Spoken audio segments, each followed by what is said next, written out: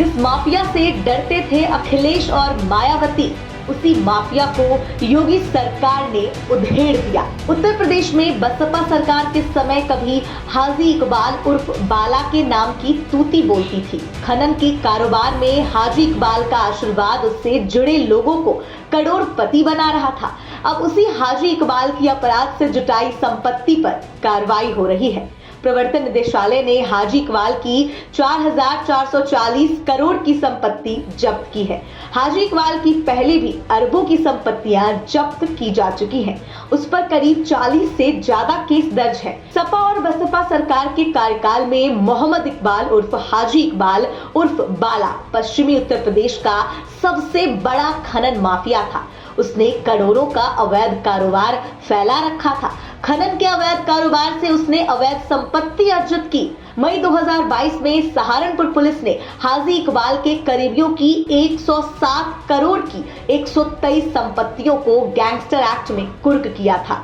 मई 2022 में जब जांच की गई तो मोहम्मद इकबाल और उसके गैंग के नाम पर कुल 123 संपत्तियां दर्ज थीं, जिनकी कीमत 36 करोड़ 40 लाख 13,130 रुपए बताई गई थी। ये तमाम संपत्तियां हाईवे किनारे की थीं, जिन पर बेशकीमती बाग लगे थे। लिहाजा बाजार मूल्य में इनकी कीमत बढ़कर लगभग 106 करोड़ 93 लाख 4,180 रुपए आंकी गई थी। यूपी में हाजी इकबाल ऐसा खनन माफिया रहा है जिस पर हाथ डालने से सरकारें तक कतराती रहीं। बसपा सरकार में खनन के कारोबार से लेकर कौड़ियों के दाम में चीनी मिल खरीदने में हाजी इकबाल की बड़ी भूमिका रही, जिससे उसने अरबों की संपत्ति बनाई। इसी संपत्ति पर सहारनपुर पुलिस ने 2 साल पहले मई 2022 में कार्रवाई की थी। मार्च 2021 में प्रवर्तन निदेशालय ने यूपी के चीनी मिल घोटाले में पूर्व एमएलसी मोहम्मद इकबाल के खिलाफ कार्रवाई की थी। उस समय ईडी ने पूर्व एमएलसी की 1000 करोड़ से ज्यादा की संपत्तियों को अटैच किया था।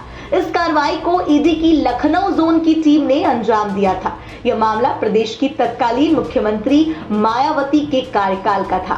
दरअसल यूपी में साल 2010 से लेकर 2011 के दौरान करीब 11 चीनी मिलों को आने पौने दामों पर बेचा गया था। आरोप लगा था कि उस डील से राज्य और केंद्र सरकार को करीब 1,179 करोड़ रुपए का नुकसान हुआ था। उत्तर प्रदेश में साल 2007 से लेकर 2012 के बीच मायावती का शासन रहा था। इसी मामले में बीएसपी के पूर्व एमएलसी मोहम्मद इकबाल और उनके परिवार से जुड़ी 1,097 करोड़ रुपए की संपत्ति को अटैच कर दिया गया था। मुख्यमंत्री योगी आदित्यनाथ ने इस मामले की सीबीआई जांच के लिए केंद्र सरकार को पत्र लिखा था। इसके बाद सीबीआई ने भी जांच शुरू की थी। सीबीआई की एफआईआर के आधार पर ईडी ने मनी लॉन्ड्रिंग का केस दर्ज किया था।